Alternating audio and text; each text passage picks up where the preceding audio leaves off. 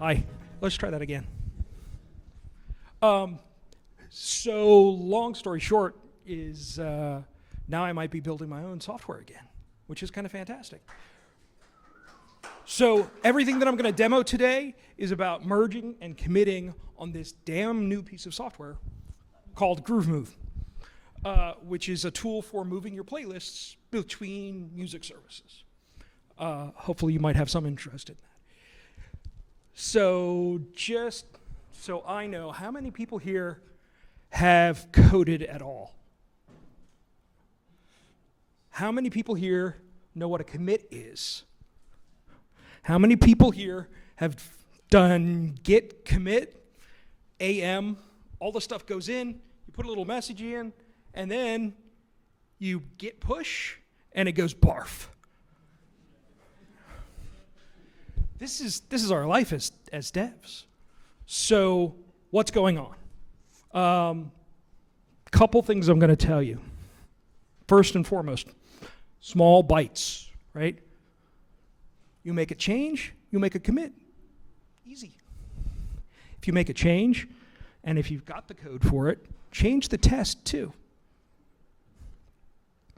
I know they seem obvious things. Easy to say when I'm just standing in front of you, but I guarantee you it's hard to remember when you're actually in the middle of writing that new API call.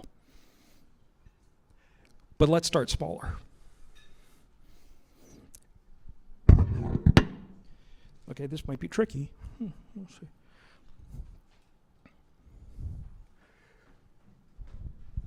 Dude, thank you. That's very kind. The recording can't hear you if you don't. Okay, fair enough. Oh look, a README file.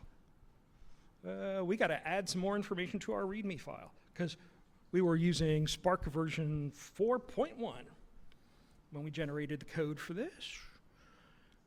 Oh, what does that look like now? Git status. Look at that. There's a modified README. And we can see exactly what we changed with git diff. Oh, did I? Nope. Git diff. And it says, oh, look, you changed one line. Just one line, because that's small, right? Once you get used to doing a small byte, then doing 10 lines at a time is less difficult. But if you don't start small and you don't start the habit small, it's really hard to go from like 100 lines down to 10. So small commits. Git commit. This is the way. Changed. I'm typing poorly this evening. Changed the README. So, oops, there's a space missing, right?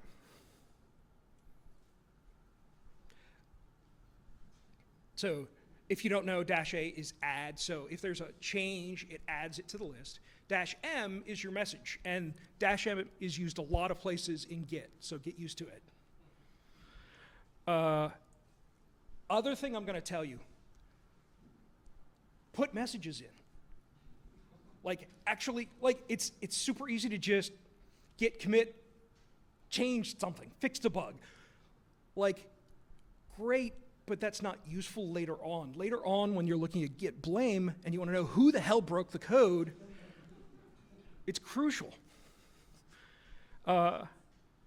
Change the README is probably useful enough because I don't think the README is specifically, I mean, it's not like code. So if I was changing the API version to match version 4.5 of whatever the Spark API is, that would be something I would want to be very specific about in my commit message. Also, then that's searchable in git log.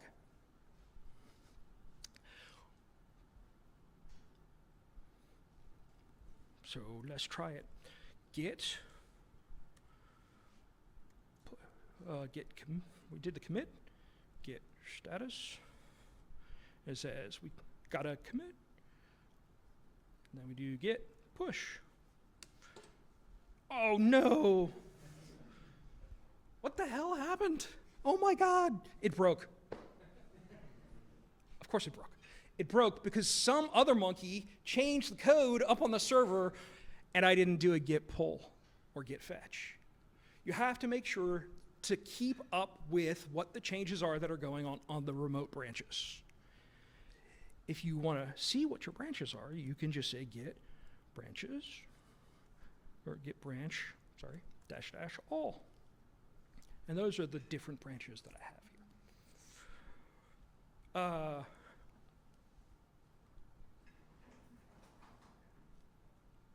Since we're, okay, there might not be a, is there a network? Crap.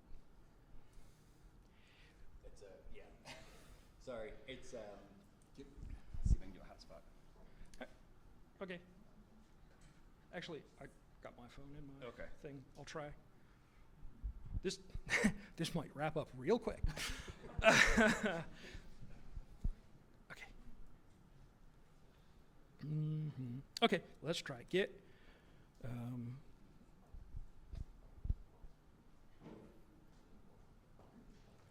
Git fetch. And fetch gets the current state of things. And now if we do git status, git push. Oh no! Git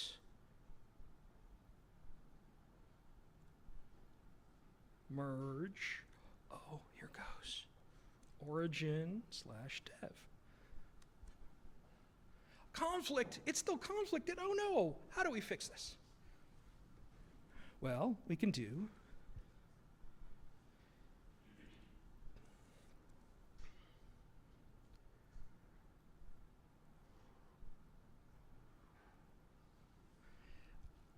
and now if we look in the file, since we started the merge, the file shows you this head section. That's the head is the local thing. And origin/dev, that's the remote thing. And it was a small change, but I changed it to be Spark 4.1, and the guy on the server changed it to be Spark 4.0. Now, I can change whatever's in here. And whatever I change, when I commit it, that commit now belongs in the merge and will be applied to the upstream branch. There's no lavalier, is there? Okay. You're my lavalier. Yep. I'll tell you what, I'll buy you a beer afterwards. So which version is it? It actually should be Laravel 4.1, so I'm just gonna bunk,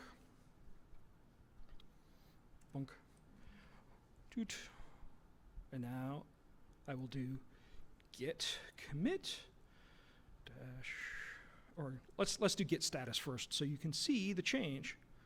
Oh look, it's been modified. Now, if for some reason, by the way, guys, and this happens all the damn time, if for some reason you're stuck in the merge, git merge dash dash abort would cancel the merge. Git merge dash dash abort. If I could spell today, that is.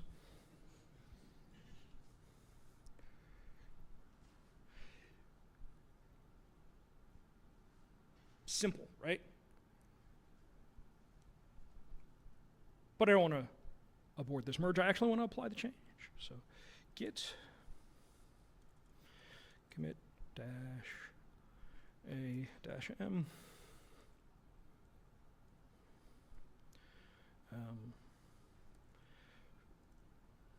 resolved difference in the README file.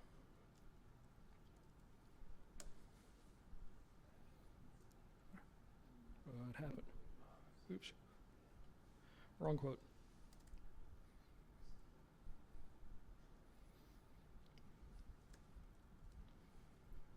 Now we can do git push. What? Oh.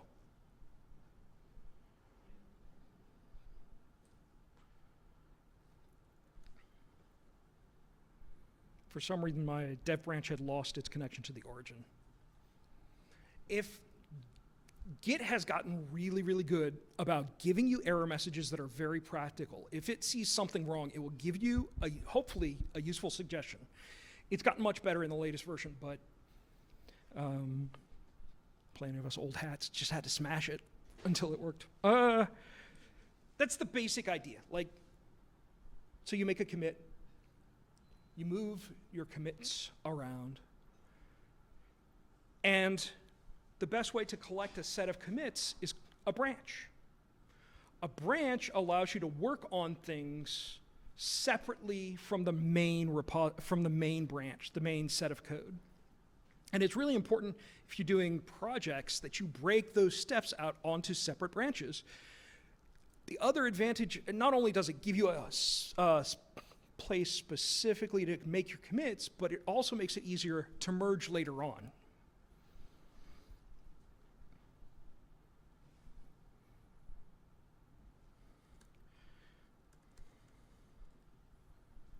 Look at that.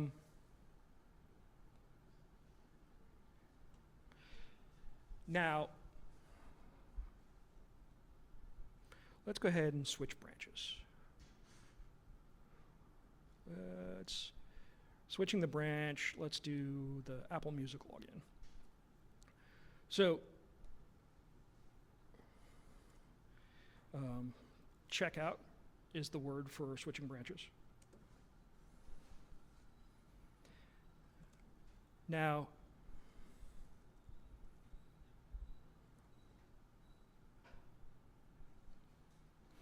a couple things I want to talk to you about. One is when you make a change, if Git can just apply the commits that are already on the branch that you're merging with, those commits will be fast forwarded, which means they'll just be put together all onto the same branch. That's like, honestly, like 75, 80% of the time. Usually you do git pull, do your commit, git push, like all that stuff is happening behind the scenes, and that fast forward works for you. The second thing that you need to know is when fast forward doesn't work, what do you do? And there are two options. One is merge called a rebase, and the other one is a merge that's just a merge. Some people call it a 3-branch merge or 3-step merge. What a rebase does, and this is a really cool idea in theory, what rebase does is it takes your remote branch and it takes the changes that are on that remote branch and it compares it to your local branch, and whatever the last shared commit is between the two branches, it just take all those commit and shoves them right in there. And then it replays your old commits, your commits on your new branch, on your feature branch. That's fantastic, but the drawback is it creates new commit hashes for all of those. It basically treats those commits as if they're entirely new code. That's genius, sort of, because it really is new code. Like, you changed what was in front of it. Now all the merge pieces are in different places. But it's terrible because once the commit hash changes, anything outside your organization that may have referenced that commit hash, can't find it anymore. And especially as repositories get large, once it can't find it anymore, you're kind of screwed. So what I tell people is use feature branches locally on your own computer as much as you want. And then rebase those as much as you want.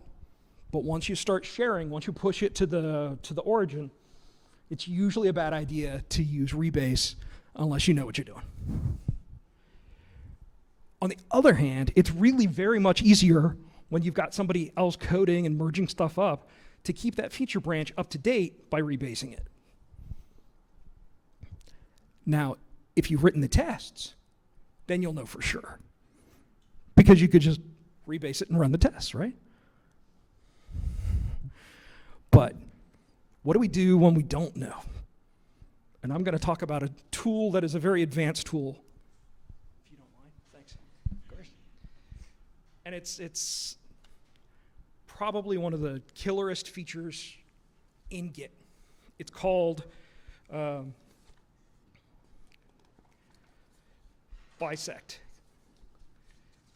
What Git bisect does is it looks at your code and asks you, is this good code or bad code? And it looks at all the commits in your merge, and it'll go through them one at a time. Now, the reason it's called bisect is because they're actually cutting your set of commits in half, and then in half, and then in half. It's doing a bisect search. And that's because Git is based on tree algorithms, so like, it's the fastest way to do it. Let's see if I can do it.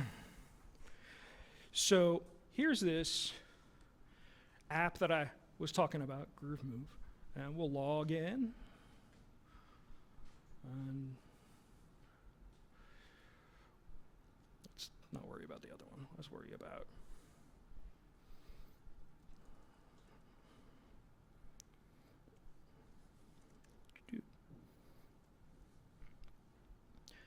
feature.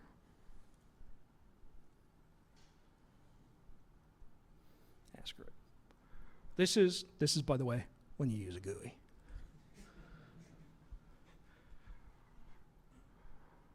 There's nothing better than using a GUI to help you spend your time thinking about the problem that you have at hand instead of the command you're trying to remember. So we're going to switch to feature playlist. Now this is, by the way, this is Tower. I don't know if you've used Tower before or not. Git Kraken is a free version that's available very widely as well. I like it a lot. I'm actually paying for Tower, like it's a subscription, so, but it's one of those things where when you find a tool that works the way your brain works, it's really useful to spend the dollars on it. Don't shy on spending dollars to make you a better coder. Having said that, let's do this. So we're going to merge.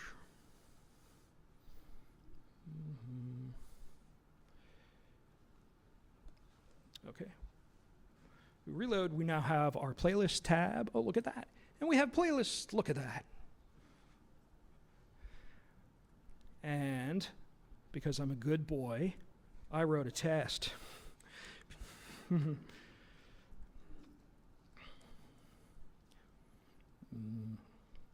Let's see if it'll autocomplete for me. Test / feature / playlist test. Oh, and would you look at that? All three assertions are passing. So that's awesome, right? But now we got to merge because main had moved on origin. It added pagination. Oh, would you look at that? So let's see. Let's see what that looks like. I'll switch to main. And now look at that. It's got pagination on the bottom. Well, that's a cool feature. I should totally merge my UI stuff with that.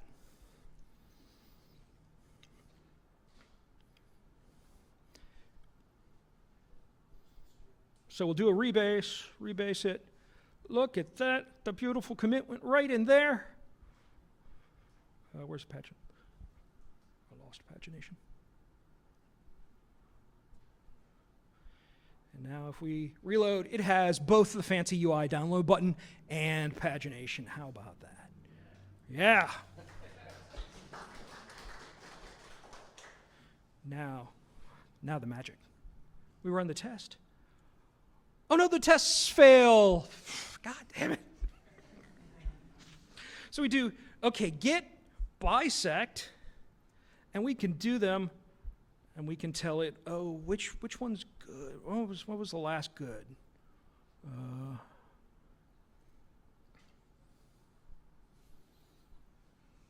Let's go here. So we're going to say that was our last good, and just copy the hash, git bisect. Oops, sorry, git bisect start. That's what we got to say. And then we're going to tell it where the good one was.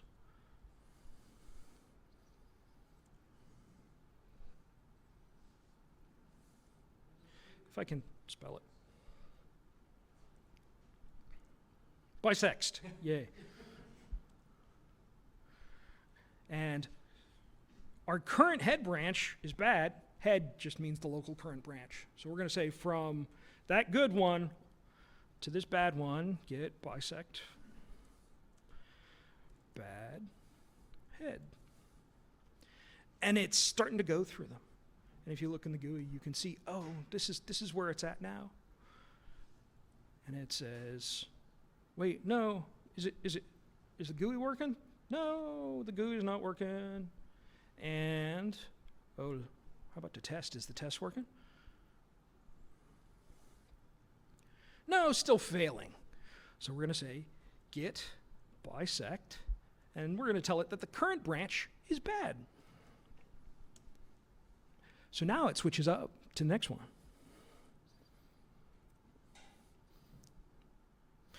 You'll notice that it skipped this one and went on to that next one because it's trying to do a bisection. How about this? No, it's even worse. How about the test again? Let's run the test again. Still failing. Okay. Git bisect bad. And you could keep going and keep going and keep going, and it just keeps going. And you got to keep doing it through all the damn commits. What the hell, man? I thought Git was supposed to be smart. This is why you have to have tests, because you can tell git bisect to run the damn test until it's happy. Git bisect, we're going to reset, which will cancel it. Reset. And then we're going to do, now if we go over to the UI, just so you can see, it doesn't have any of the bisect flags in there anymore. Now we do git bisect start. Then we do give it the good one and the bad one again.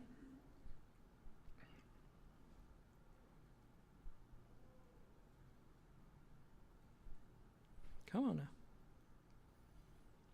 And now we do git bisect run PHP artisan test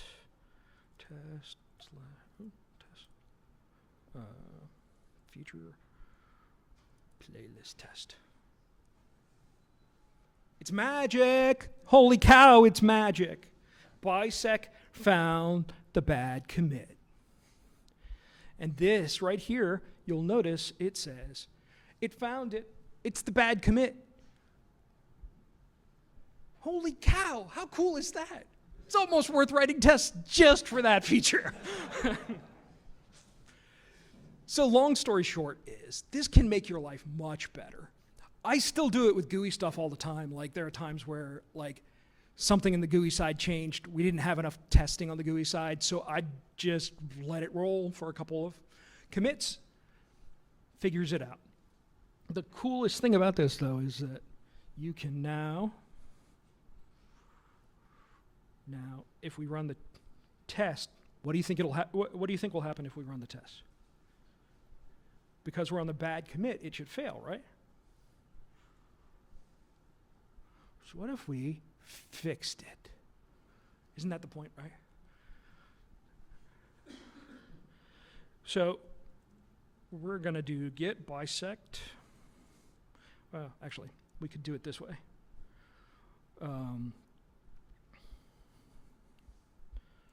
Where's the test? Playlist.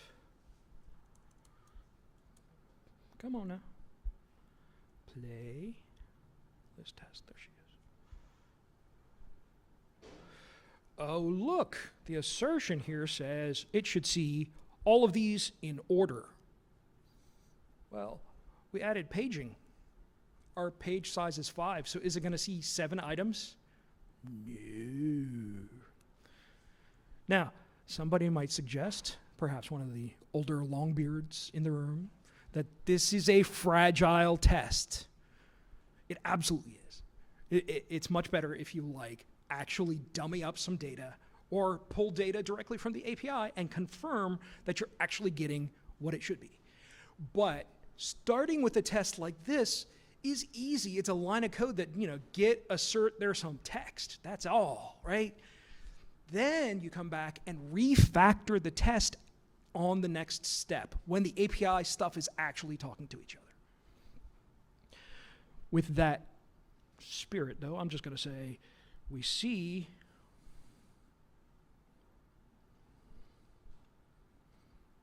and we're just going to do the first one.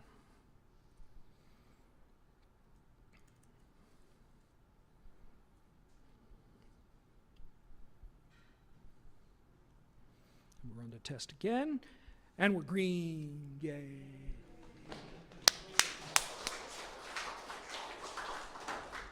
Now, you get out of the bisect, you commit that change onto the branch, and off you go. That's the way. Git bisect makes things like stupid easy when you're trying to figure out when there's a giant stack of commits that you're having to deal with. Why do you have a giant stack of commits? Well, I told you to commit a lot, didn't I? Right? So there's going to be a giant stack of commits. There's nothing wrong with that. You can squash those commits if you want, smush them all down to one commit. You could cherry pick particular commits that you like to move between different branches. But really, ultimately, what you want to do is name your branches carefully and use the appropriate merge, whether it's a rebase or a full-on merge. Use the fast forward if it happens. Like the other thing that you can people get a little touchy about their branches locally sometimes. So what I will do is, if I'm just not sure, I'll just create a new branch from this branch.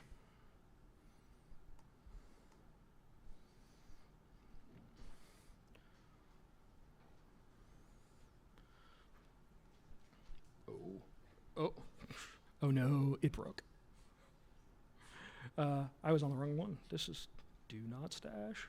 Okay, let me commit before I go. The other thing that I could have done is stashed it and then apply it later. Fix the playlist test.